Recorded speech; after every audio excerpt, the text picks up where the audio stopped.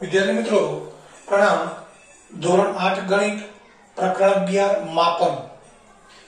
मित्रों नाम छे मापन એટલે એનો અર્થ એ થયો કે અહીંયા કંઈક માપવાનું છે આપણે। કંઈક એટલે શું? તો અહીંયા જુદા જુદા આકારો આકૃતિઓ ભૌમિતિક આકૃતિઓ એટલે બંધ આકૃતિઓ છે, કોઈ ઘન પદાર્થ છે, કોઈ સમતલીય આકાર છે, કોઈ ઘન પદાર્થ છે, એને માપવાના છે। હવે માપવાનું શું હોય? તો કોઈ બંધ આકૃતિ હોય તો એને બે માપ હોય, બે વસ્તુ આપણે માપી શકીએ કે એની પરિમિતિ અને ક્ષેત્રફળ। એ પરિમિતિ અને ક્ષેત્રફળ માપવા માટે એના જે બાજુઓ છે એ બાજુઓના માપ હોવા જોઈએ। ત્યારબાદ આગળ આવશે જુદા જુદા ચતુષ્કોણ। તો એ ચતુષ્કોણ ક્ષેત્રફળ પરિમિતિ त्रिकोण चौरस लंबचौरस वर्तुळ समांतर बाजू चतुष्कोण लंबचौरस समलंब चतुष्कोण आ बधाना क्षेत्रफळना सूत्रो આપણે ખાસ તો અહીંયા સમજવાના છે। એ ઉપરાંત ત્યાર પછી આગળ આવશે ઘનફળ, પૃષ્ઠફળ અને ઘનફળ। તો પૃષ્ઠફળ અને ઘનફળ કોને કહેવાય એ પછી ચર્ચા કરીશું, પરંતુ અત્યારે હાલ અહીંયા આપણે કેટલી વસ્તુ માપવાની છે તો એક પરિમિતિ અને ક્ષેત્રફળ આ કોને હોય? સમતલીય આકૃતિને, એટલે કે સમતલીય આપણે 10મા પ્રકરણમાં જોઈ ગયા સમતલીય આકાર કોને કહેવાય? તો એ ચતુષ્કોણ છે, ચોરસ છે, લંબચોરસ છે, ત્રિકોણ છે, વર્તુળ છે, આ બધી સમતલીય આકૃતિઓ છે। એને મિત્રો પરિમિતિ અને ક્ષેત્રફળ હોય। ઘન પદાર્થોની વાત કરીએ તો ઘન પદાર્થની અંદર આપણે પ્રિઝમ ને પિરામિડ ને બધું ભણી ગયા, પણ આપણે એ નથી ભણવાનું। અહીંયા લંબઘન, સમઘન, નળાકાર આ ત્રણ પદાર્થો છે અને શંકુ અને ગોલક। તો આ જે પદાર્થો છે એના આપણે પૃષ્ઠફળ અને ઘનફળ એ સમજવાના છે, એના સૂત્રો સમજવાના છે। એટલે મિત્રો આ પ્રકરણની અંદર સૂત્રો ઢગલાબંધ આવશે। પરિમિતિના, ક્ષેત્રફળના, પૃષ્ઠફળના, ઘનફળના ઘણા બધા સૂત્રો આવશે। એટલે સૂત્ર નહીં આવડે તો આ પ્રકરણનો એક પણ દાખલો આપણે નહીં ગણી શકીએ, એ નક્કી છે। એટલે અત્યારથી તમને કહી દઉં છું કે જેમ જેમ અહીંયા હું સૂત્રો સમજાવું છું, સૂત્ર સમજાઈશું તમને, ગોખાવડાઈશ નહીં। તો તમારે પણ સમજીને યાદ રાખવાના છે, માત્ર ગોખવાના નથી। તો શરૂઆત કરીએ આપણે પહેલા પરિમિતિ। પરિમિતિ એટલે જેને પેરામીટર કહેવાય અંગ્રેજીમાં। અને પરિમિતિ એટલે શું? તો કોઈ પણ બંધ સમતલ આકૃતિની બધી બાજુઓના માપનો સરવાળો। કોઈ પણ બંધ આકૃતિ છે, ચોરસ છે, લંબચોરસ છે, ચતુષ્કોણ છે, વર્તુળ છે, કોઈ પણ બંધ આકૃતિ છે, ત્રિકોણ છે, એને જેટલી બાજુઓ છે બધી બાજુઓના માપનો સરવાળો એને પરિમિતિ કહેવાય। ધારો કે આપણે લંબચોરસ લઈએ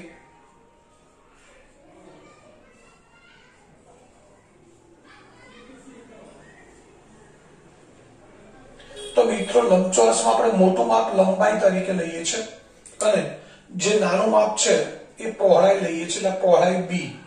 લંબાઈ એટલે લેન્થ, પહોળાઈ એટલે બ્રોડનેસ એટલે b। આ બે પહોળાઈ છે, આ લંબાઈ છે। હવે આને પરિમિતિ આપણે શોધવી છે। તો લંબચોરસની પરિમિતિનું સૂત્ર શું કરવું પડશે? ચારે બાજુના માપનો સરવાળો, લંબાઈ પ્લસ પહોળાઈ પ્લસ લંબાઈ પ્લસ પહોળાઈ। અહીંથી શરૂ કરીએ, લંબાઈ પ્લસ પહોળાઈ પ્લસ લંબાઈ પ્લસ પહોળાઈ, l plus l to l, b plus b to b, બંનેમાંથી બે કોમન લઈ લઈએ એટલે સૂત્ર બની ગયું મિત્રો 2 કૌંસમાં l પ્લસ b। આ લંબચોરસની પરિમિતિનું સૂત્ર થયું અને સૂત્ર તમારી સામે છે। લંબચોરસની પરિમિતિનું સૂત્ર થયું 2 કૌંસમાં l પ્લસ b। ત્યારબાદ લંબચોરસનું ક્ષેત્રફળ। તો ક્ષેત્રફળનું સૂત્ર છે લંબાઈ ગુણ્યા પહોળાઈ। લંબચોરસના ક્ષેત્રફળનું સૂત્ર છે લંબાઈ ગુણ્યા પહોળાઈ। મિત્રો સૂત્ર આપણને ત્યારે જ યાદ રહેશે કે જ્યારે આપણે દરેક આકૃતિ અને એના માપ આપણા મગજમાં ક્લિયર હોવા જોઈએ। આકૃતિ વગર આપણે કેમ આપણે લંબચોરસ તો આપણને તરત ખબર પડી જાય કે લંબચોરસમાં મોટું માપ લંબાઈ કહેવાય, નાનું માપ પહોળાઈ કહેવાય। લંબાઈને l વડે દર્શાવાય, પહોળાઈને b વડે દર્શાવાય। પરિમિતિ તો આપણને ખબર છે, પરિમિતિ એટલે ચારે બાજુના માપનો સરવાળો। એટલે સરવાળો કરીએ તો l + b + l + b। 2l + 2b એટલે 2 કૌંસમાં l + b. તો મિત્રો પરિમિતિ શું છે, ક્ષેત્રફળ શું છે, આ મગજમાં કોન્સેપ્ટ ક્લિયર હશે તો સૂત્રો આપણને એકદમ સરળતાથી યાદ રહેશે. તો પરિમિતિની વાત કરી, ચારે બાજુના માપનો સરવાળો એટલે માત્ર આ રેખાખંડોનું માપ આવશે, વચ્ચેનો ભાગ પરિમિતિમાં ના આવે. જ્યારે ક્ષેત્રફળ એટલે શું, તો ક્ષેત્રફળ એટલે કોઈ પણ બંધ સમતલ આકૃતિ દ્વારા રોકાયેલી અથવા ઘેરાયેલી જગ્યાનું માપ. તો લંબચોરસ એક દોર્યો છે, તો બોર્ડની અંદર આ લંબચોરસ આટલો ભાગ રોકે છે, તો આ જે જગ્યા છે એને લંબચોરસનું ક્ષેત્રફળ કહેવાય. એટલે મિત્રો ક્ષેત્રફળ એટલે શું, કોઈ પણ સમતલીય બંધ આકૃતિએ રોકેલી જગ્યાનું માપ. અને પરિમિતિ એટલે માત્ર બાજુઓના માપનો સરવાળો, એટલે આ ચાર બાજુ આવશે, અંદરનો ભાગ નહીં આવે પરિમિતિમાં. આટલું ખાસ ધ્યાન રાખવાનું છે. તો લંબચોરસના ક્ષેત્રફળનું સૂત્ર થયું લંબાઈ ગુણ્યા પહોળાઈ. ત્યારબાદ બીજી આકૃતિ છે ચોરસ.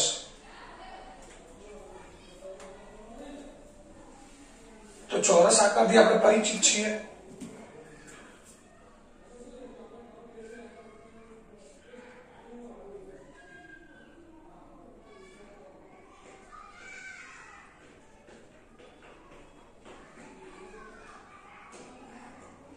આ ચોરસ છે, અને ચોરસની બધી બાજુના માપ સરખા હોય આપણને ખબર છે, બધી બાજુનું માપ l થશે. તો હવે આની પરિમિતિ આપણે લેવી છે, ચોરસની પરિમિતિ.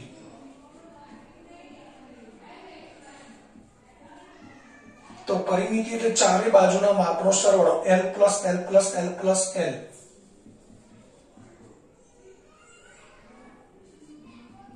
શું થશે 4l. હવે ચોરસનું ક્ષેત્રફળ, અહીંયા લંબાઈ ગુણ્યા પહોળાઈ છે, તો અહીંયા પણ લંબાઈ ગુણ્યા પહોળાઈ, પરંતુ અહીંયા લંબાઈ અને પહોળાઈ એક જ સરખી છે, એટલે લંબાઈ ગુણ્યા લંબાઈ એટલે લંબાઈનો સ્ક્વેર, એટલે ક્ષેત્રફળનું સૂત્ર થશે l². પરિમિતિ થશે 4l. હવે આ સૂત્ર આપણે ગોખવાની કોઈ જરૂર જ નથી મિત્રો, આપણને ખબર છે બધી બાજુનું માપ l છે, તો ચાર બાજુ હોય ચોરસને, એ ચારનો સરવાળો કરી l + l + l + l 4l. અને ક્ષેત્રફળ એટલે શું, બે પાસની બાજુનો ગુણાકાર, લંબાઈ ગુણ્યા લંબાઈ એટલે l². સૂત્ર તૈયાર થઈ ગયું. એટલે એકદમ સિમ્પલ અને સરળ છે. હવે ત્યારબાદ આગળ જોઈએ ત્રિકોણ.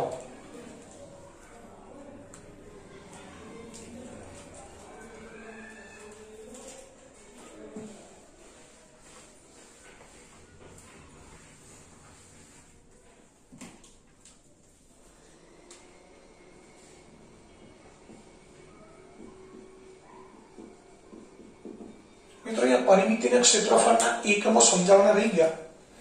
પરિમિતિ એટલે લંબાઈનો સરવાળો છે, એટલે પરિમિતિ એટલે લંબાઈ જ ગણાય. તો એના એકમ છે સેન્ટીમીટર.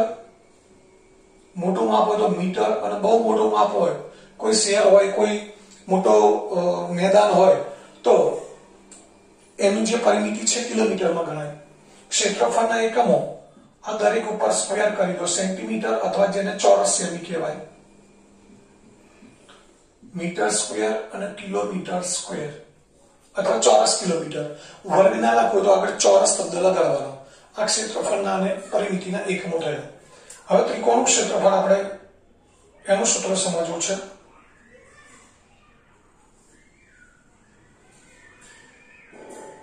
આ ત્રિકોણ ABC છે. મિત્રો ત્રિકોણની પરિમિતિ છે એની આપણે કઈ ખાસ જરૂર પડતી નથી, પરંતુ પરિમિતિ એટલે ત્રણેય બાજુના માપનો સરવાળો. જો ત્રણેય બાજુના માપ આપ્યા હોય તો આપણે પરિમિતિ શોધી શકીએ. હવે આ છે વેધ. AM શું છે, વેધ છે. હવે આ પાયો છે એને આપણે સંકેતમાં b વડે દર્શાવીએ, વેધ છે એ h વડે દર્શાવાય. તો સૂત્ર આપણે આ નથી યાદ રાખવાનું. ત્રિકોણનું ક્ષેત્રફળનું સૂત્ર છે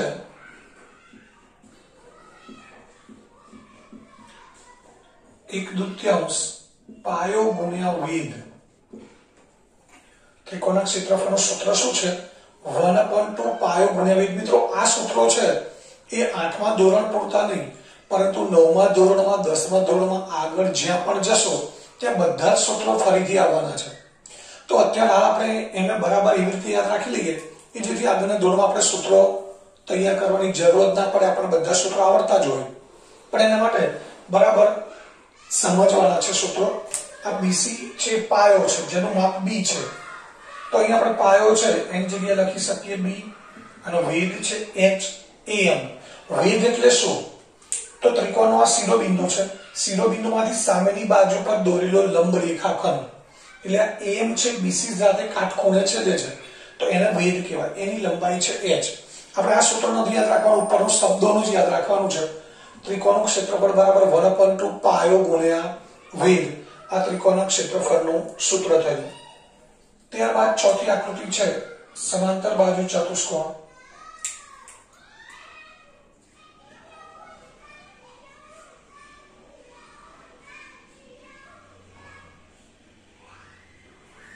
આ સમાંતર બાજુ ચતુષ્કોણ છે જેની સામસામેની બાજુની બંને જોડ સમાંતર છે. હવે અહીંયા પણ આપણે કોઈ એક શિરોબિંદુમાંથી સામેની બાજુ પર વેધ દોરીએ. અહીંયા આપણે વેધ દોરી લઈએ છીએ એમ. તો સમાંતર બાજુ ચતુષ્કોણ છે એના ક્ષેત્રફળનું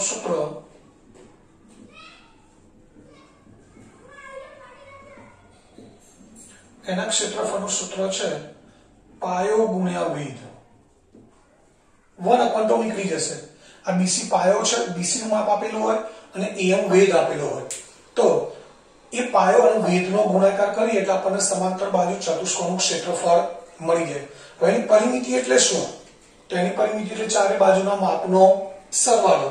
એની પર પરિમિતિની લગભગ આપણે જરૂર પડતી નથી, પરંતુ આપણે એટલું યાદ રાખીશું કે સમાંતર બાજુ ચતુષ્કોણમાં સામસામેની બાજુના માપ સરખા હોય. AB અને CD સરખા હોય, AD અને BC ના માપ સરખા હોય. ત્યારબાદ આગળ છે વર્તુળ.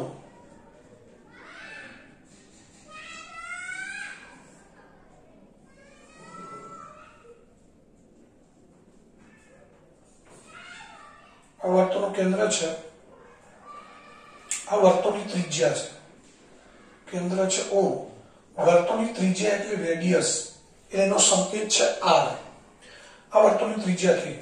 હવે મિત્રો વર્તુળની પરિમિતિ એને આપણે પરિઘ તરીકે ઓળખીએ છીએ.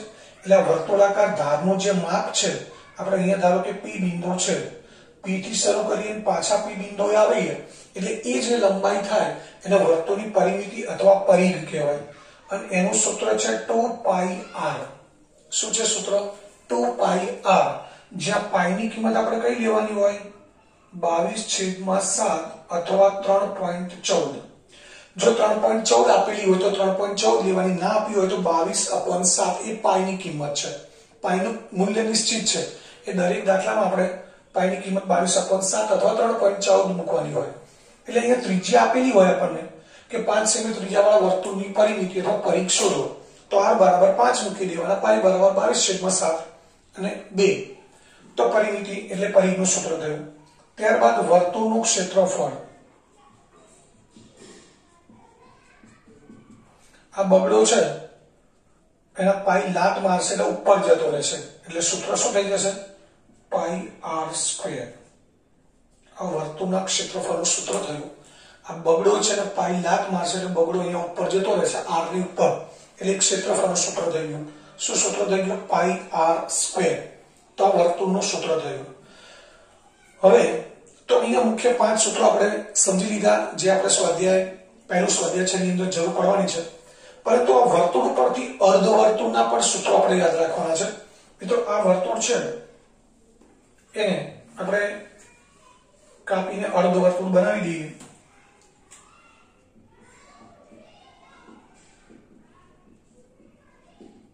તો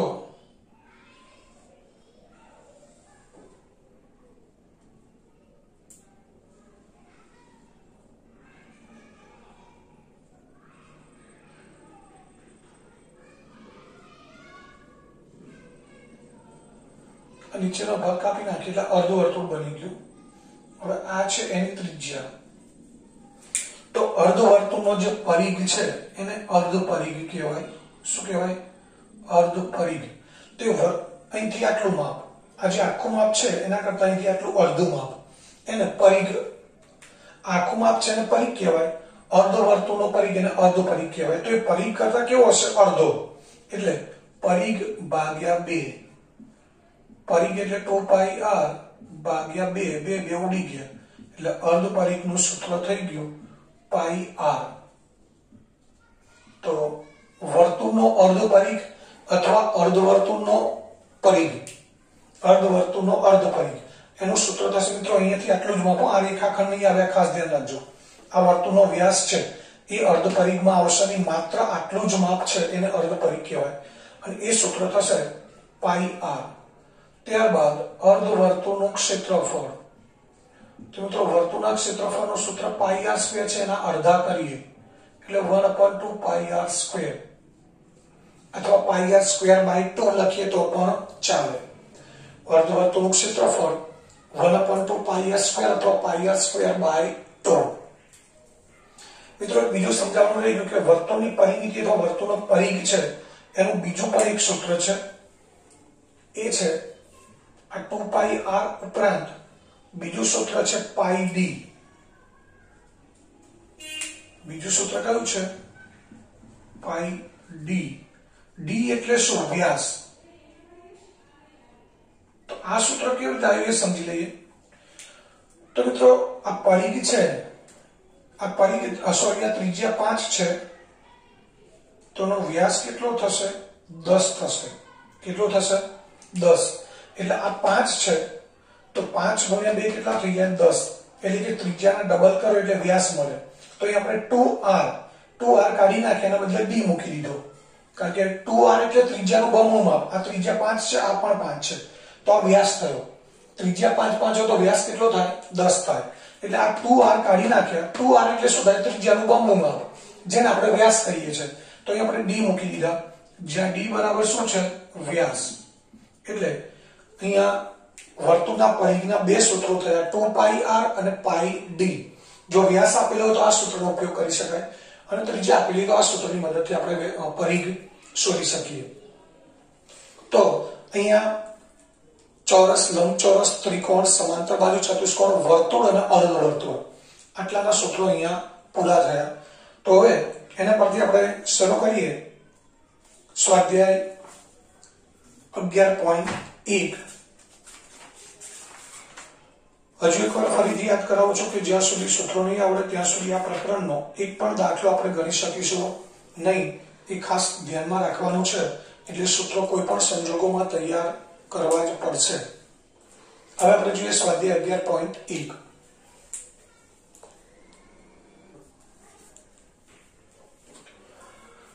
વિદ્યાર્થી મિત્રો, હવે સ્વાધ્યાય 11.1 એનો પહેલો પ્રશ્ન છે કે આકૃતિમાં એક ચોરસ અને એક લંબચોરસ એમ બે ખેતર છે, એમના માપ આપેલા છે.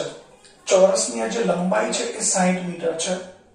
હવે આપણને ખબર છે કે લંબાઈ 60 મીટર હોય તો પહોળાઈ પણ 60 મીટર જ હોય. ચોરસના બધા માપ સરખા હોય એટલે ચારે બાજુના માપ સરખા છે. બંને ખેતરોની પરિમિતિ સરખી છે. આ બંને ખેતરની પરિમિતિ સરખી છે. તો કયા ખેતરનું ક્ષેત્રફળ વધારે હશે? મિત્રો, ચોરસની લંબાઈ આપણને આપેલી છે, l બરાબર આપણે 60 મીટર લઈએ તો ચોરસની પરિમિતિનું સૂત્ર થાય 4n. l ગુણ્યા 4 કરીએ એટલે 4 ગુણ્યા 60 કરીએ 240 મીટર પરિમિતિ થાય. ક્ષેત્રફળ શોધવું છે તો ક્ષેત્રફળનું સૂત્ર છે l², એટલે 60 નો સ્ક્વેર 3600 એનું ક્ષેત્રફળ થઈ ગયું. તો ચોરસની લંબાઈ આપેલી છે એટલે પરિમિતિના ક્ષેત્રફળ મળી જશે. પરંતુ આ લંબચોરસ છે એની માત્ર લંબાઈ આપેલી છે, પહોળાઈ ખબર નથી, આપેલી નથી. ચોકડીમાં જોતા કદાચ મિત્રો એવું લાગે કે લંબચોરસ અને ચોરસની આ લંબાઈ છે સરખી દેખાતી હોય, કદાચ આ 60 છે તો 60 લાગે, પરંતુ એવું સમજી લેવાનું કોઈ જરૂર નથી. તો લંબચોરસની પરિમિતિ અને ક્ષેત્રફળ કેવી રીતે શોધાય? તો લંબચોરસની પરિમિતિનું સૂત્ર છે 2 કૌંસમાં લંબાઈ પ્લસ પહોળાઈ અને ક્ષેત્રફળનું સૂત્ર છે લંબાઈ ગુણ્યા પહોળાઈ. એમાંથી માત્ર આપણી પાસે લંબાઈ છે, પહોળાઈ નથી. તો પહોળાઈ કેવી રીતે શોધવાની? તો એના માટે શું કરવાનું મિત્રો? એક અંદર એક વાક્ય આપેલું છે કે બંનેની પરિમિતિ સરખી છે. એટલે ચોરસ અને લંબચોરસની પરિમિતિ સરખી છે. મિત્રો, આપણે લંબચોરસની પરિમિતિનું સૂત્ર શું લખીએ છીએ? ટુ કૌંસમાં l પ્લસ b. હવે એક વસ્તુ આપણે સમજવાની છે દરેક સૂત્ર માટે કે આ સૂત્રમાં કેટલી કિંમતો આવે છે, પરિમિતિ, લંબાઈ અને પહોળાઈ. આ ત્રણ કિંમત આવે છે. તો કોઈ પણ સૂત્રમાં ત્રણ કિંમત આવતી એમાંથી આપણી પાસે બે કિંમત હોય તો આપણે ત્રીજી કિંમત શોધી શકીએ. જેમ કે લંબાઈ અને પહોળાઈ હોય તો આપણે લંબાઈની જગ્યાએ l ની જગ્યાએ લંબાઈ મૂકીએ, b ની જગ્યાએ પહોળાઈ મૂકીએ તો પરિમિતિ મળી જાય. અથવા તો લંબાઈ અને પરિમિતિ બે હોય તો એની પરથી શું મળી જાય, પહોળાઈ. પહોળાઈ અને પરિમિતિ હોય તો શું મળી જાય, લંબાઈ. એટલે મિત્રો ગણિત અને ઇવન વિજ્ઞાનમાં પણ આટલું ખાસ યાદ રાખજો કે કોઈ પણ સૂત્રની અંદર જેટલી કિંમતો આવતી હોય એમાંથી એક ઓછા કરીએ, ત્રણ આવે છે, પરિમિતિ, લંબાઈ, પહોળાઈ. તો એમાંથી આપણી પાસે કોઈ પણ બે કિંમત હોય તો ત્રીજી કિંમત આ જ સૂત્રની મદદથી આપણે શોધી શકીએ. તો હવે આપણે શું કરવાનું છે સમજવાનું છે. તો બંનેની પરિમિતિ સમાન છે આપેલું છે. તો આની પરિમિતિ કેટલી મળે છે આપણને, 240. તો મિત્રો આની પરિમિતિ પણ 240 થશે. તો હવે આપણી પાસે પરિમિતિ છે અને લંબાઈ છે. તો લંબાઈની પરિમિતિનો ઉપયોગ કરીને શું શોધવાનું છે, ક્ષેત્રફળ, સોરી પહોળાઈ. લંબાઈની પરિમિતિનો ઉપયોગ કરીને પહોળાઈ શોધવાની છે. અને પહોળાઈ મળી જાય પછી લંબચોરસના ક્ષેત્રફળનું આપણે સૂત્ર મૂકીએ એટલે આપણને ક્ષેત્રફળ મળે અને પછી આપણે કહી શકીએ કે બેમાંથી કોનું ક્ષેત્રફળ વધારે છે. તો મિત્રો દાખલો બરાબર સમજવાનો છે. પહેલા આપણે એટલું યાદ રાખવાનું કે માપ આપ્યા છે એની પરથી આપણે શું શોધી શકીએ. તો આ એક માપ આપ્યું છે એની પરથી પરિમિતિના ક્ષેત્રફળ મળી ગયા છે, પરંતુ અહીંયા માત્ર લંબાઈ છે, પહોળાઈ નથી. તો પહોળાઈ વગર નહીં પરિમિતિ શોધી શકાય, નહીં ક્ષેત્રફળ શોધી શકાય. તો એનો અર્થ એ થયો કે પહેલા આપણે પહોળાઈ શોધવી પડે. તો એના માટે શું કરવાનું, તો એક વાક્ય આપેલું છે કે બંનેની પરિમિતિ સરખી છે. તો આની પરિમિતિ આપણે શોધેલી છે, એટલી જ પરિમિતિ લંબચોરસની થશે. એટલે કે આપણી પાસે પરિમિતિ છે અને લંબાઈ છે, એની પરથી આપણે પહોળાઈ શોધવાની છે. તો તમે દાખલો સમજી ગયા છો. તો હવે આપણે આગળ શરૂ કરીએ. હવે સૌથી પહેલા દરેક દાખલામાં આપણે માપ સંકેતમાં લખવાના છે. તો ચોરસની લંબાઈ l બરાબર 60 મીટર. અહીં આપણે લખીશું લંબચોરસ.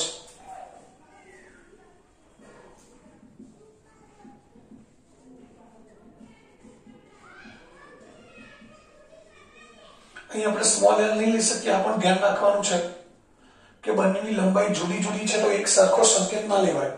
અહીંયા સ્મોલ l લઈએ તો અહીંયા કેપિટલ L લઈએ. અહીંયા એક કેપિટલ L લો તો અહીંયા સ્મોલ l લઈ શકાય. હવે અહીં આપણે ચોરસની પરિમિતિ શોધી કાઢીએ. ચોરસની પરિમિતિ બરાબર 4l. 4 ગુણ્યા 60 મીટર એટલે 240 મીટર. આ ચોરસની પરિમિતિ થઈ. પરિમિતિ આપણને મળી ગઈ. હવે ચોરસનું ક્ષેત્રફળ પણ શોધી કાઢીએ. તો ચોરસના ક્ષેત્રફળનું સૂત્ર છે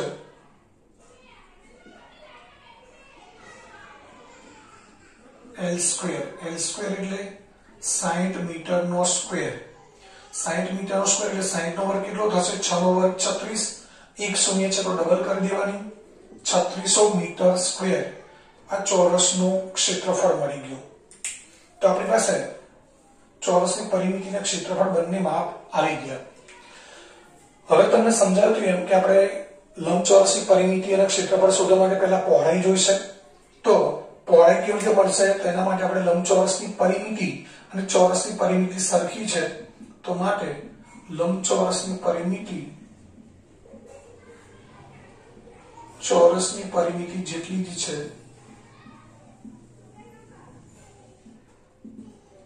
માટે લંબચોરસની પરિમિતિ બરાબર 240 મીટર. હવે આપણે શું કરવાનું છે, લંબચોરસની પરિમિતિનું સૂત્ર મૂકી દઈએ. 2 કૌંસમાં લંબાઈ પ્લસ પહોળાઈ. પરિમિતિ છે 240, 2 લંબાઈ 80 અને પહોળાઈ b. હવે સાદુરૂપ કેવી રીતે આપવાનું એ ખાસ ધ્યાન રાખવાનું છે. આ બે આખા કૌંસની સાથે ગુણાકારમાં છે તો પહેલા 80 સાથે ગુણવાના નથી, 2 વડે ભાગી દઈએ. 2 વડે ભાગી દઈએ એટલે 240 ભાગ્યા 2, 80 પ્લસ b. 120 બે વડે ભાગીએ તો 80 પ્લસ બી. હવે બી શોધવા માટે 80 સામે લીધી એટલે માઇનસ થશે, તો બી બરાબર કેટલા મળશે? 40. 180 માંથી 120 માંથી 80 બાદ કરી એટલે બી બરાબર આપણને 40 મળે. હવે પહોળાઈ મળી ગઈ, તો હવે આપણે શું શોધવાનું છે? લંબચોરસનું ક્ષેત્રફળ, જેનું સૂત્ર છે L ગુણ્યા બી. હવે લંબાઈ કેટલી છે? 80 મીટર, પહોળાઈ 40 મીટર, 4 ગુણ્યા 8 3200 મીટર સ્ક્વેર. તો ચોરસનું ક્ષેત્રફળ 3600 મીટર સ્ક્વેર છે અને લંબચોરસનું ક્ષેત્રફળ મળ્યું આપણને 3200 મીટર સ્ક્વેર. તો બેમાંથી કોનું ક્ષેત્રફળ વધારે છે એ આપણે ચોક્કસ કહી શકીએ કે ચોરસનું ક્ષેત્રફળ વધારે છે. તો આપણે લખી દઈએ અહીં ચોરસનું ક્ષેત્રફળ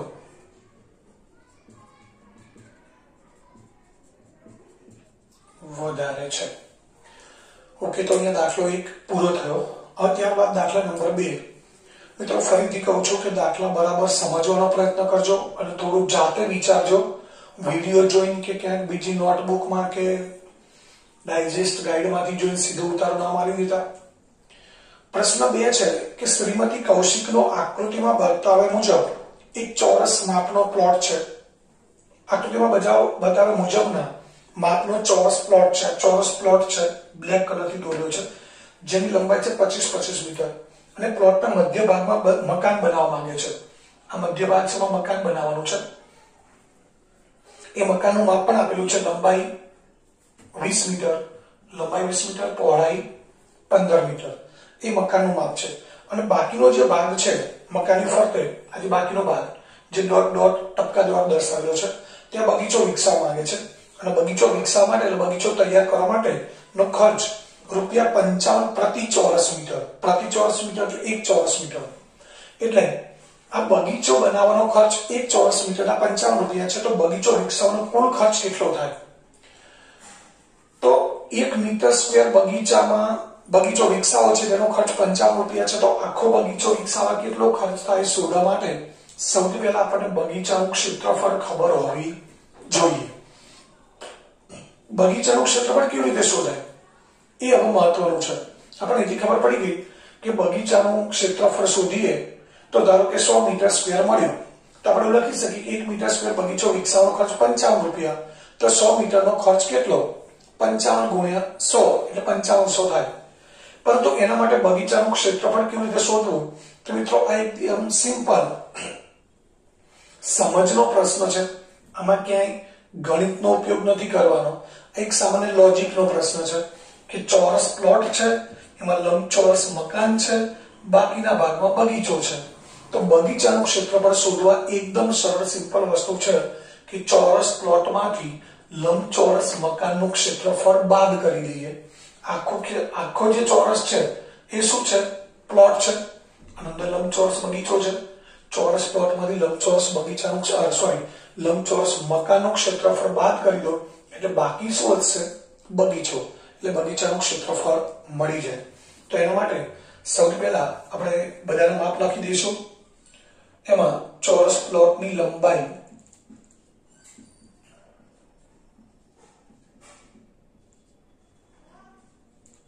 આપણે કેપિટલ L લઈશું, 25 મીટર છે.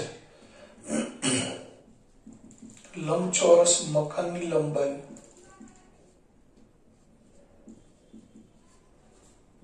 L બરાબર 20 મીટર,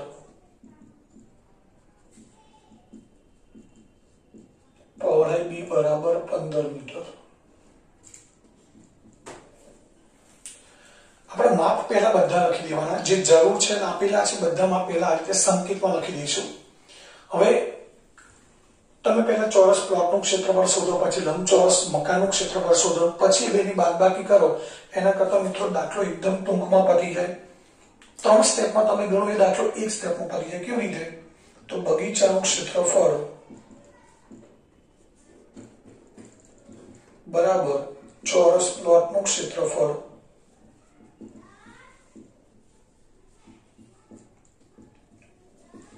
માઇનસ લંબચોરસ મકાનનું ક્ષેત્રફળ. ચોરસ પ્લોટના ક્ષેત્રફળનું સૂત્ર થશે L સ્ક્વેર, મકાનનું ક્ષેત્રફળનું સૂત્ર થશે LB. L સ્ક્વેર એટલે 25 મીટરનો સ્ક્વેર, અહીંયા 20 મીટર ગુણ્યા 15 મીટર, 25 નો સ્ક્વેર થશે 625 મીટર સ્ક્વેર,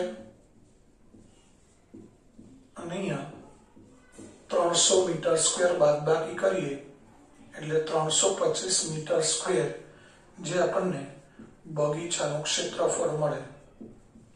તો આ સીધો મળી ગયો. આપણે શું કરીએ પહેલા,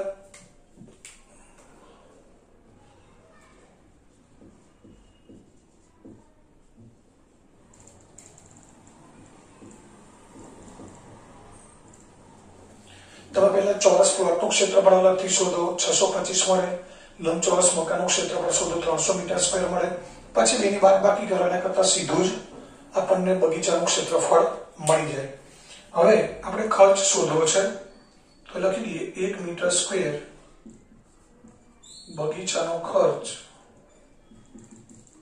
₹55, તો 325 મીટર સ્ક્વેર બગીચાનો ખર્ચ કેટલો? તો શું થશે? બગીચાનો ખર્ચ 325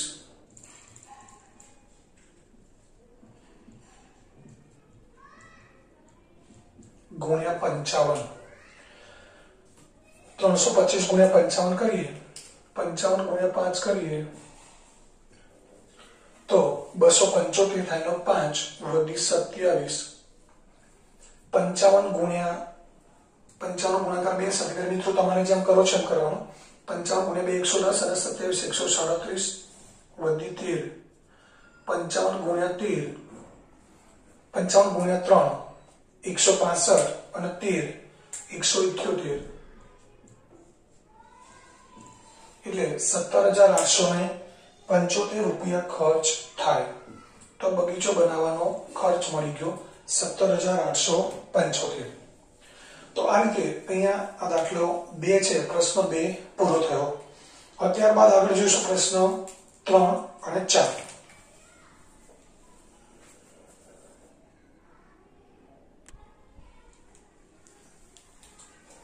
મિત્રો દાખલા નંબર 3 છે. અહીં આકૃતિમાં દર્શાવ્યા મુજબનો એક બગીચો છે. બગીચાનો મધ્ય ભાગ, આખો બગીચો છે, બગીચાનો મધ્ય ભાગ છે લંબચોરસ આકાર છે, અને લંબચોરસની બંને બાજુ છેડા પર એક એક અર્ધવર્તુળાકાર ભાગ. આ લંબચોરસ છે, એની આ બાજુ એક અર્ધવર્તુળાકાર ભાગ છે, આ બાજુ પણ આ અર્ધવર્તુળાકાર ભાગ છે. બગીચાની પરિમિતિ અને ક્ષેત્રફળ શોધો. બગીચાની પરિમિતિ એટલે બગીચાની બહારની ધાર. આ લંબાઈ દોરેલી છે, પણ એ પરિમિતિમાં ના આવે મિત્રો, આ ખાસ યાદ રાખજો. પરિમિતિ એટલે કોઈ પણ આકૃતિ છે એની બહારની જે ધાર છે, બાજુઓ છે, એનું માપ. આ બહારની ધાર જ ગણતરીમાં લેવાની હોય. આ વચ્ચેની બાજુ છે એ પરિમિતિમાં ન આવે. એટલે આપણે બગીચાની આ ધારનું માપ શોધવું છે. હવે એના માટે આપણે કોની જરૂર પડે? તો આ માપ છે આખો 20 મીટર છે, આ 7 મીટર છે. હવે 7 મીટર છે તો મિત્રો આ લંબચોરસ ભાગ છે એના માટે 7 મીટર શું છે? પહોળાઈ છે.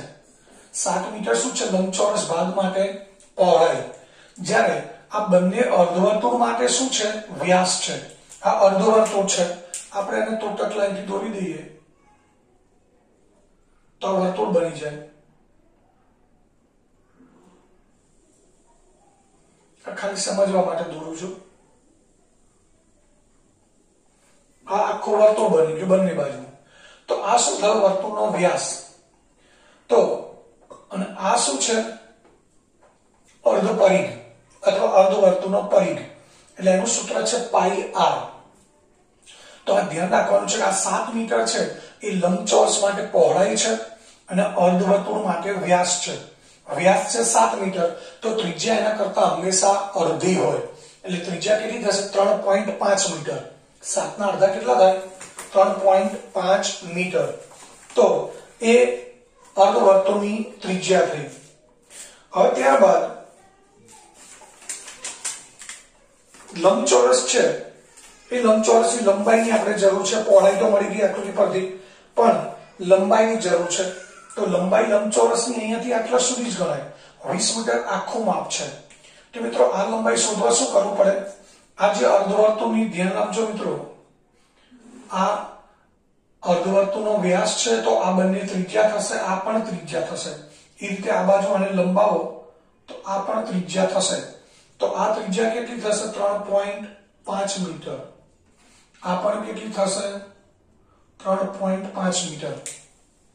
એટલે એનો અર્થ એ થયો કે લંબચોરસની આપણે લંબાઈ જોઈતી હોય તો 20 મીટર માંથી 3.5 મીટર જમણી બાજુ અર્ધવર્તુળની ત્રિજ્યા, ડાબી બાજુના અર્ધવર્તુળની ત્રિજ્યા એટલે 7 મીટર બાદ કરવું પડે. અને 7 મીટર બાદ કરીએ એટલે આપણને લંબચોરસની લંબાઈ મળે મિત્રો 13 મીટર. કેટલી મળશે? 13 મીટર. એટલે લંબચોરસની લંબાઈ થઈ. આ બધું આપણે લખવાનું છે.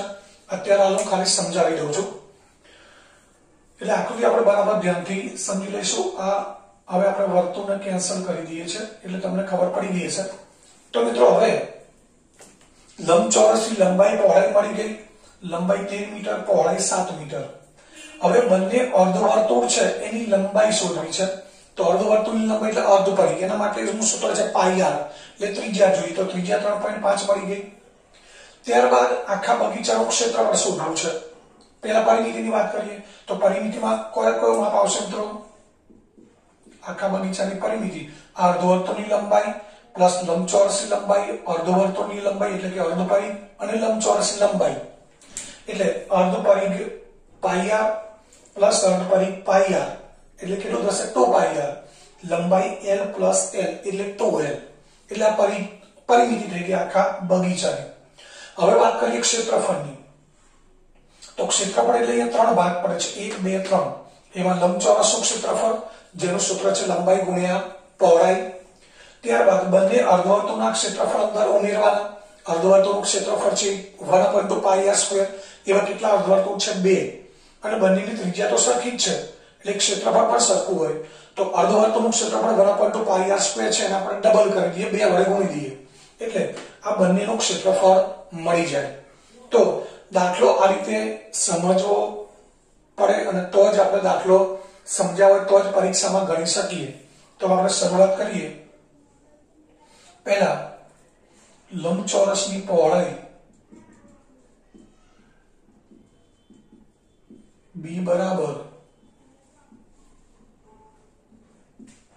અર્ધવર્તુળનો વ્યાસ બરાબર 7 મીટર. અહીં આપણે અલગ અલગ લખી દઈએ છીએ. પહોળાઈ 7 મીટર, અર્ધવર્તુળનો વ્યાસ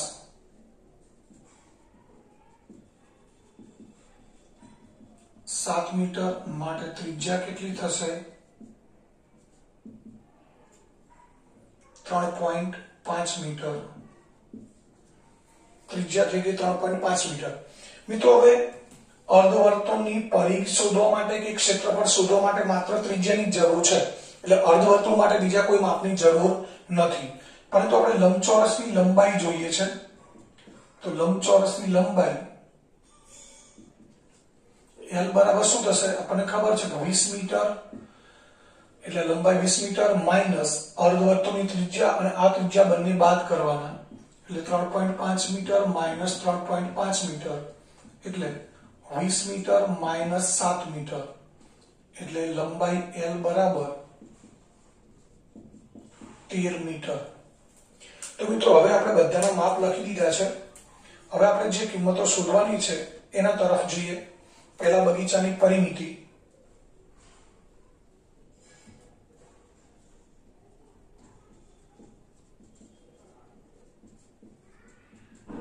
બગીચાની પરિમિતિમાં શું આવશે મિત્રો? લંબચોરસની લંબાઈ l પ્લસ અર્ધ પરિઘની અર્ધવર્તુળનો પરિઘ એટલે pi r plus pi r. l plus l શું થશે? 2l અને 2 પાઈ આર. હવે આની અંદર આપણે કિંમત મૂકી દઈએ તો 2 ગુણ્યા 13 2 ગુણ્યા 22/7 અને ત્રિજ્યા છે 3.5 એટલે 35/10 મૂકી દઈએ આપણે. હવે 7 પંચા 35, 5 દો 10 અને 2 કેન્સલ થઈ ગયા. તો અહીંયા વધ્યું શું? 13 દો 26 મીટર અને પ્લસ 22 એટલે પરિમિતિ થશે 48 મીટર. આ બગીચાની પરિમિતિ મળી.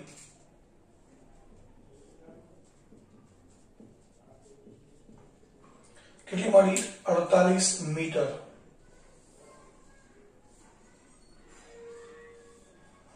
હવે આપણે બગીચાનું ક્ષેત્રફળ શોધવું છે.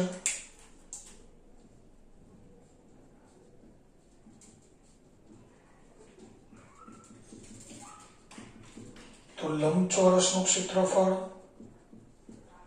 પ્લસ 2 ગુણ્યા અર્ધવર્તુળનું ક્ષેત્રફળ.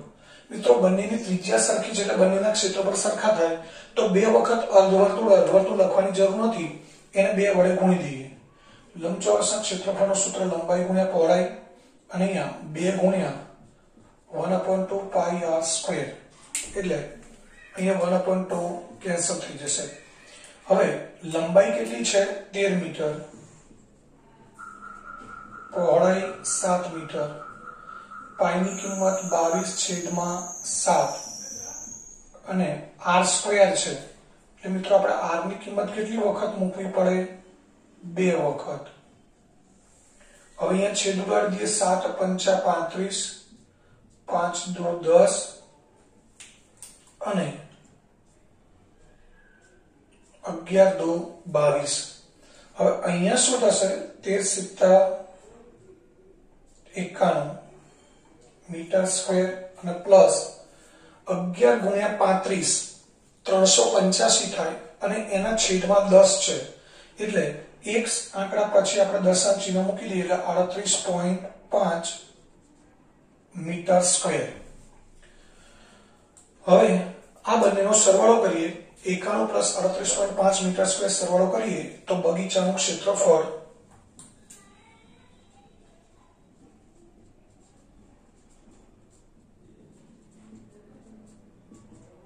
0.5 મૂકી દઈએ. 8 અને 1 9 અને 9 ને 3 12 129.5 મીટર સ્ક્વેર એ બગીચાનું ક્ષેત્રફળ થયું. 129.5 આ બગીચાનું ક્ષેત્રફળ થયું મિત્રો. હવે ત્યારબાદ તો તમે સમજી ગયા છો બરાબર સારી રીતે. હવે દાખલા નંબર 4 જોઈએ. તો દાખલા નંબર 4 ની રકમ છે ભોંયતળિયે લગાવવાની એક લાદી. એટલે આપણે જે ફ્લોરિંગ હોય ઘરમાં જે ફ્લોરિંગ છે એ ફ્લોરિંગમાં લગાવવાની લાદી સમાંતર બાજુ ચતુષ્કોણ આકારની છે.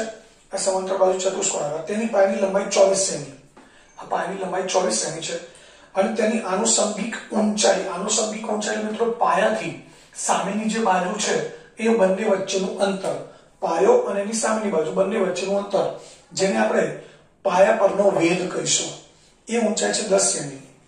1080 ચોરસ મીટર ભોંયતળિયા પર આ મુજબની લાદી લગાવવાની હોય તો કેટલી લાદી જોઈશે? મિત્રો આવી લાદી લગાવવાની છે અને એ લાદી લગાવવાની છે એ ભોંયતળિયાનું ક્ષેત્રફળ કેટલું છે? 1080 મીટર સ્ક્વેર.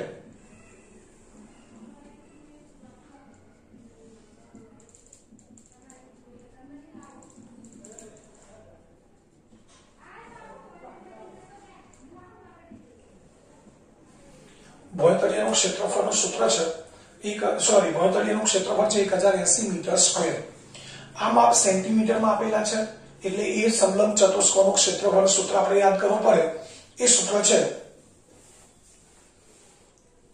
પાયો ગુણ્યા વેધ. એટલે પાયો 24 અને વેધ 10. 24 ગુણ્યા 10 240 સેન્ટીમીટર સ્ક્વેર મળશે. જ્યારે ભોંયતળિયાના ક્ષેત્રફળનો એકમ છે મીટર સ્ક્વેર. તો મિત્રો અહીંયા એકમ જુદા જુદા થયા તો આપણે શું કરવું પડશે?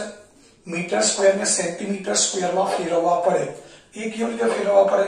તેના માટે 1 મીટર સ્ક્વેર બરાબર 10,000 સેન્ટીમીટર સ્ક્વેર થાય. આ યાદ રાખવાનું છે. તો 1080 મીટર સ્ક્વેર બરાબર શું થાય? 1080 ગુણ્યા 10,000 એટલે કેટલા થશે? 1080 ની પાછળ બીજી 4 શૂન્ય સેન્ટીમીટર સ્ક્વેર. આ શું થયું? ભોંયતળિયાનું ક્ષેત્રફળ.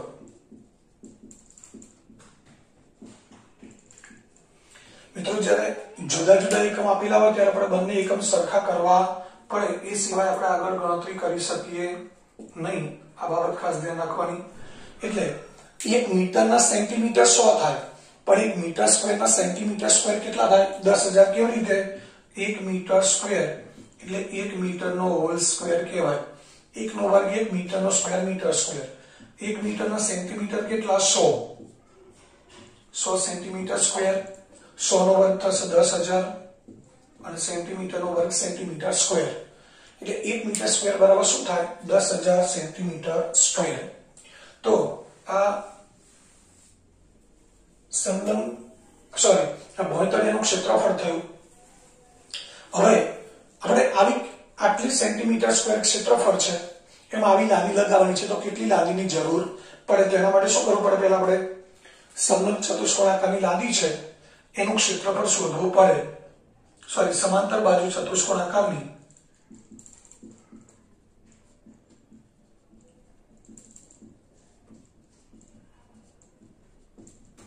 લાદી માટે પાયાની લંબાઈ 24 સેમી અને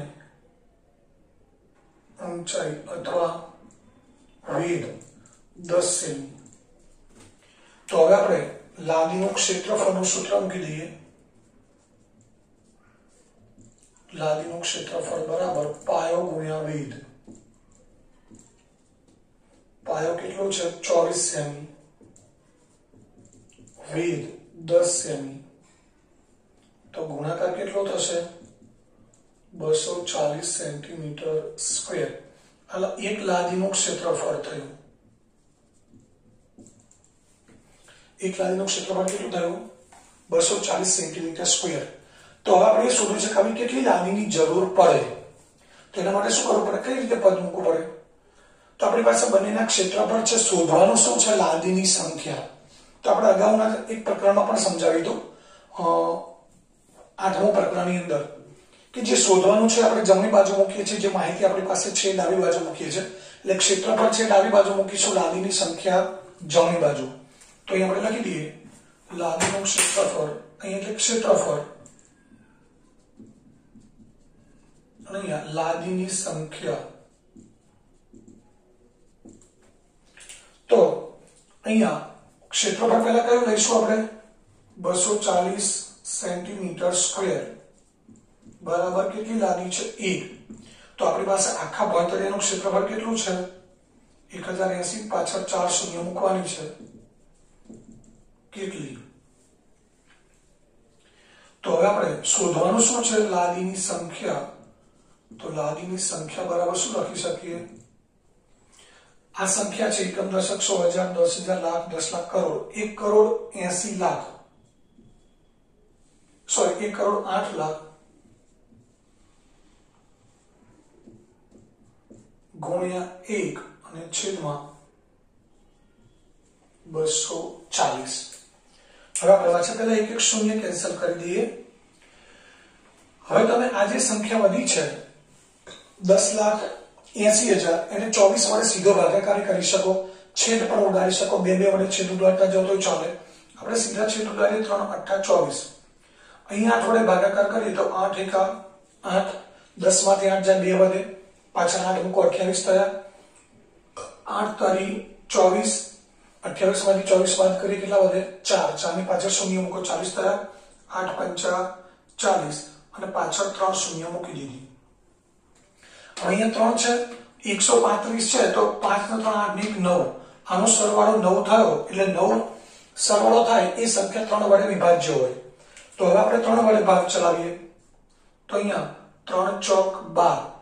13 માંથી 12 જાય તો 1 વધે, પાછળ 5 મૂકીએ 15 થાય. 3 × 5 = 15 અને પાછળ 3 શૂન્ય મૂકી દઈએ. તો અહીંયા આપણને લાદીની સંખ્યા કેટલી મળી મિત્રો? 45,000. તો આપણે કહી શકીએ કે કેટલી લાદીની જરૂર પડે? તો 45,000 લાદીની જરૂર પડે. તો અહીંયા આ જે ત્રીજો દાખલો છે, ચોથો દાખલો એ પણ અહીંયા પૂરો થયો। આ દાખલામાં ખાસ ધ્યાન આ રાખવાનું છે કે મીટર સ્ક્વેર છે અને સેન્ટીમીટર સ્ક્વેરમાં ફેરવવા પડે, અથવા તો આ ક્ષેત્રફળ જે સેન્ટીમીટર સ્ક્વેરમાં મળ્યું એને મીટર સ્ક્વેરમાં ફેરવવા પડે, પણ એ ભાગાકાર કરવો પડે, એટલે એ કામ બહુ અઘરું થઈ જાય। તો આ રીતે આ ચોથો દાખલો અહીંયા પૂરો થયો। હવે ત્યારબાદ જોઈએ આપણે દાખલા નંબર 5।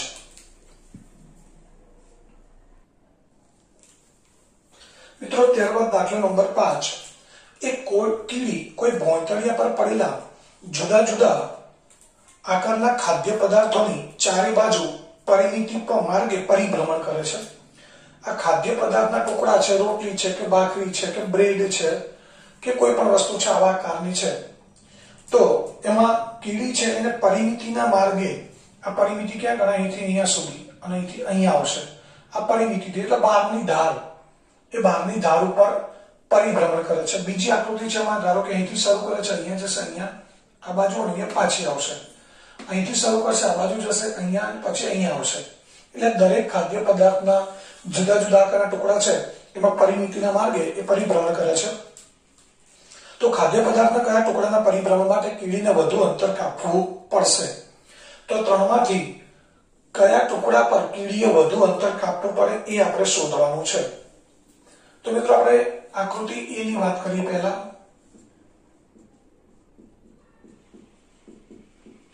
તો એમાં જે માર્ગે પરિભ્રમણ કરે છે એ આ અર્ધવર્તુળ એટલે અર્ધપરિઘ અને આ એનો વ્યાસ છે।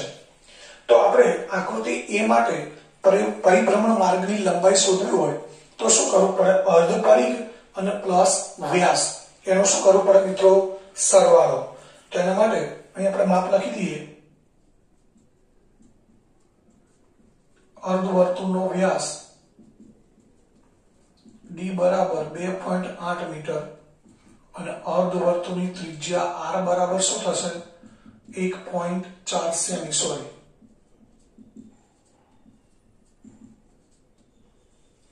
વ્યાસ કરતા ત્રિજ્યા અડધી હોય। ત્રિજ્યા કેમ લેવી પડી? તો આ અર્ધપરિઘનું સૂત્ર છે પાઈ r, એટલે આપણે આ માર્ગની લંબાઈ શોધવા માટે કોનો સરવાળો કરવો પડશે? અર્ધપરિઘ અને પ્લસ વ્યાસ। તો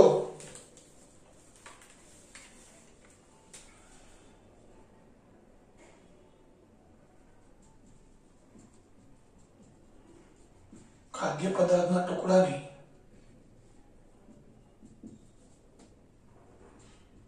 પરિમિતિ બરાબર અર્ધપરિઘ પ્લસ વ્યાસ। અર્ધપરિઘનું સૂત્ર છે પાઈ r અને વ્યાસ d। પાઈની કિંમત કેટલી મૂકીશું આપણે? 22/7, ત્રિજ્યા છે 14/10 પ્લસ 2.8 સેમી। તો અહીં આપણે છેદ ઉડાડી દઈએ, 7 દો 14 એટલે 22 દો 44, 44/10 એટલે 4.4 સેમી પ્લસ 2.8 સેમી, સરવાળો કરીએ એટલે 7.2 સેમી થાય। તો ખાદ્ય પદાર્થની પરિમિતિ થઈ, ટુકડાની પરિમિતિ 7.2 સેમી।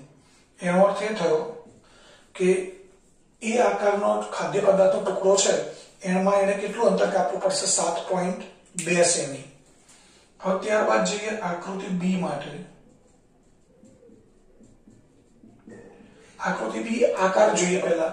તો આ ભાગ છે લંબચોરસ છે, લંબચોરસની આ ધાર નથી, એ પહેલા આપણે નક્કી કરી દઈએ કે આ જે કીડી છે એને આ માર્ગે પરિભ્રમણ કરવાનું છે, જેમાં આ છે અર્ધપરિઘ, આ શું છે? અર્ધપરિઘ, અને આ લંબાઈ છે એ અર્ધપરિઘનો વ્યાસ ગણાય। અહીં આપણે જોડી દઈએ, ખાલી સમજવા માટે તૂટક લાઈનથી જોડું છું। તો અર્ધપરિઘનો વ્યાસ થઈ ગયો 2.8। હવે અર્ધપરિઘનો વ્યાસ છે તો ત્રિજ્યા મળી જશે 1.4, એટલે અર્ધપરિઘની લંબાઈ પણ પાઈ r સૂત્રની મદદથી મળી જશે। બાકી આ ત્રણ માપ કેવી રીતે મળે? તો આ 1.5 છે તો લંબચોરસ આકાર દેખાય છે, એની સામેની બાજુ પણ કેટલી હોય? 1.5 હોય। આ 2.8 છે તો સામે પણ કેટલું હોય? 2.8 સેમી। એટલે લંબચોરસ ભાગ છે એની લંબાઈ 2.8 થશે, પહોળાઈ b 1.5 સેમી થશે। તો આપણે શું કરીશું? પહોળાઈ પ્લસ લંબાઈ પ્લસ પહોળાઈ પ્લસ અર્ધપરિઘ એટલે બી પ્લસ એલ પ્લસ બી પ્લસ પાઈ આર આ ચારનો સરવાળો કરીએ એટલે આપણને કીડીએ કાપવાનું અંતર મળી જાય. તો અહીંયા લખી દઈએ લંબચોરસ ભાગની પહોળાઈ બી બરાબર 1.5 સેમી, લંબચોરસ ભાગની લંબાઈ એલ બરાબર 2.8 સેમી અને અર્ધવર્તુળાકાર ભાગનો વ્યાસ ડી બરાબર 2.8 સેમી. તો અર્ધવર્તુળાકાર ભાગની ત્રિજ્યા આર બરાબર 1.4 સેમી. તો હવે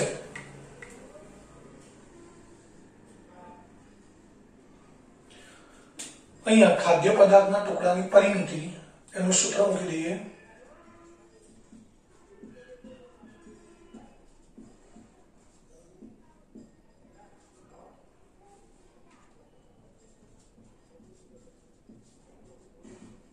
શું થશે? બી પ્લસ એલ પ્લસ બી પ્લસ પાઈ આર.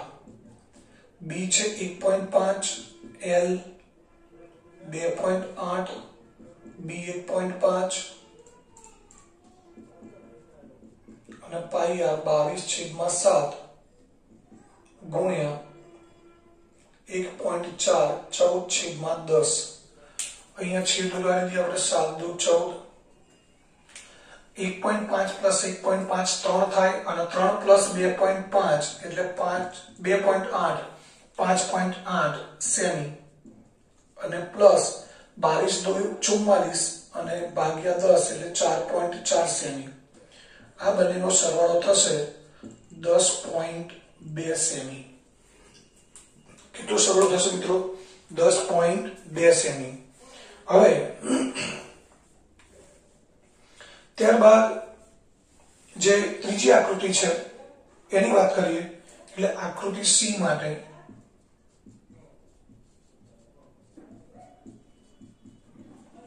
આકૃતિ સી માં આ ત્રિકોણાકારની લંબાઈ છે, ત્રિકોણાકાર ભાગ છે એની લંબાઈ છે એ છે 2 સેમી અને આ અર્ધવર્તુળનો વ્યાસ છે 2.8.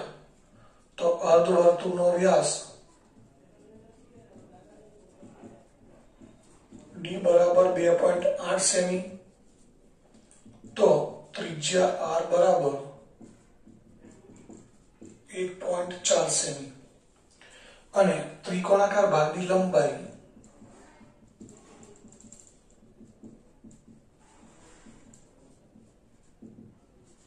એલ બરાબર 2 સેમી. તો આપણે લખી શકીએ ખાદ્ય પદાર્થની પરિમિતિ ખાદ્ય પદાર્થના ટુકડાની પરિમિતિ બરાબર શું થશે? L પ્લસ અર્ધ પરિઘ 2r. L plus 2r.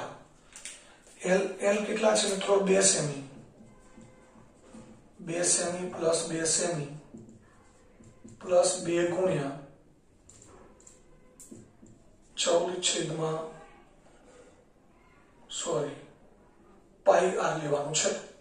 2r ની અહીંયા પાઈ આર આવશે એટલે 22/7 14/10. અહીંયા આપણે છેદ ઉડાડીએ 7 દુ 14. તો 2 પ્લસ 2 કેટલો થશે? 4 સેમી અને પ્લસ 22 દુ 44 ભાગ્યા 10 4.4 એટલે જવાબ થશે 8.4 સેમી. તો આ પરિમિતિ મળી છેલ્લા ખાદ્ય પદાર્થના ટુકડાની. તો હવે આપણે નક્કી કરવાનું છે કે કયા ખાદ્ય પદાર્થના ટુકડામાં કીડીએ વધુ અંતર કાપવું પડે. તો પહેલા ટુકડામાં કેટલું અંતર કાપવાનું છે? 7.2. આકૃતિ બી માં 10.2 અને આકૃતિ સી માં 8.4. તો આપણે લખી શકીએ કે